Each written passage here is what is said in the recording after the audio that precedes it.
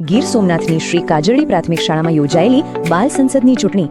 જુઓ, માત્ર બોર્ડ પર વ્યાખ્યાઓ લખી દેવાને બદલે આ બાલ સંસદની ચૂંટણી દ્વારા એમને લોકશાહી પ્રક્રિયાનો એવો હેન્ડ્સ ઓન એટલે કે જીવંત અને પ્રાયોગિક અનુભવ આપવામાં આવ્યો કે વાત જ ના પૂછો.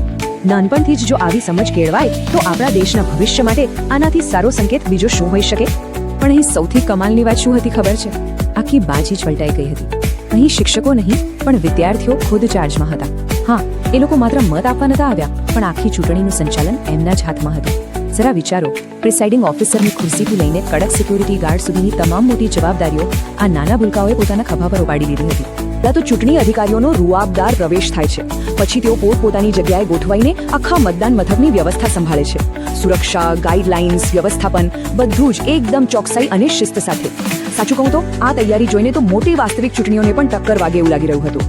હવે ચૂંટણીના દિવસે જે માહોલ હતો ને તે ખરેખર જોવા જેવો હતો. દરેક ધોરણના બાળકો પોતાના આઈડી કાર્ડ એટલે કે ઓળખપત્ર સાથે એકદમ શિસ્તબદ્ધ લાઇનમાં ઊભા રહ્યા. વારાફરતી અંદર જવાનું, મતદાર યાદીમાં નામ ચેક કરાવવાનું અને પછી એકદમ ગુપ્ત રીતે પોતાનો મત આપવાનો. આ રીતે શાંતિથી લાઇનમાં ઊભા રહીને પોતાની વારીની રાહ જોવી એ જ તો એક પરિપક્વ અને પારદર્શક લોકશાહીનો પહેલો અને સૌથી અગત્યનો પાઠ છે. ચાલો, આમાં સૌથી રસપ્રદ બાબત એ છે કે માત્ર બાળકોએ જ નહીં, શાળાના આચાર્ય, શિક્ષકો અને મધ્યાહન ભોજન બનાવતા સ્ટાફે પણ પોતાનો મત આપ્યો. આ બતાવે છે કે ત્યાંનું વાતાવરણ કેટલું સપોર્ટિવ અને બધાને સાથે લઈને ચાલનારું હતું. આખી શાળા એક પરિવારની જેમ આ પ્રક્રિયામાં જોડાઈ હતી. તો પારદર્શક મતગણતરીના અંતે જે પરિણામો આવ્યા તે અહીં જોઈ શકાય છે. કડી ટક્કર બાદ સૌથી વધુ મત મેળવીને પહેલા નંબરે વિજેતા બન્યા છે ધોરણ 8ના મિતલબેન. બીજા સ્થાને રહ્યા છે ધોરણ 7ના દક્ષભાઈ અને ત્રીજું સ્થાન મેળવ્યું છે ધોરણ 6ના મહેકબેને.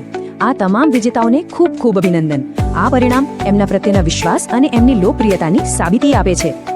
રિઝલ્ટ આવતા જ શાળાનો માહોલ કેવો થઈ ગયો હશે એની તો બસ કલ્પના જ કરી જુઓ.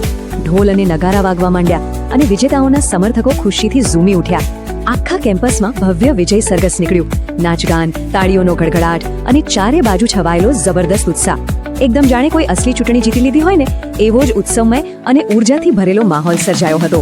પણ ખરું કહું તો આ આખી ઘટના કોઈ સામાન્ય ઉજવણી કે માત્ર હરીફાઈ નહોતી. શાળાના આચાર્યશ્રી, બધા જ ઉત્સાહી શિક્ષકો અને મધ્યાહન ભોજનના સ્ટાફનો હૃદયપૂર્વક આભાર માનવામાં આવ્યો. આ બાળકોએ જે કોન્ફિડન્સ સાથે આખો શો સંભાળ્યો ને તે આખી ટીમના માર્ગદર્શન વગર શક્ય નહોતું. અહીં આ દિવસનો એક સુખદ અંત આવે છે. તો આ વિશ્લેષણના અંતે એક બહુ જ વિચારવા જેવો સવાલ ઊભો થાય છે. જો એક નાનકડી શાળામાં આવું પાયાનું અને પ્રાયોગિક શિક્ષણ આટલો મોટો બદલાવ લાવી શકતું હોય તો જરા વિચારો કે આ મોડેલને મોટા પાયે અપનાવવામાં આવે તો નાગરિક જાગૃતિમાં કેટલું મોટું પરિવર્તન આવી શકે. જો દેશની દરેક શાળામાં આવા પ્રેક્ટિકલ પાઠ ભણાવવામાં આવે તો આપણી આવતીકાલની પેઢી કેટલી જાગૃત અને શક્તિશાળી હશે. ખરેખર આ વિચાર જ ખૂબ રોમાંચક છે.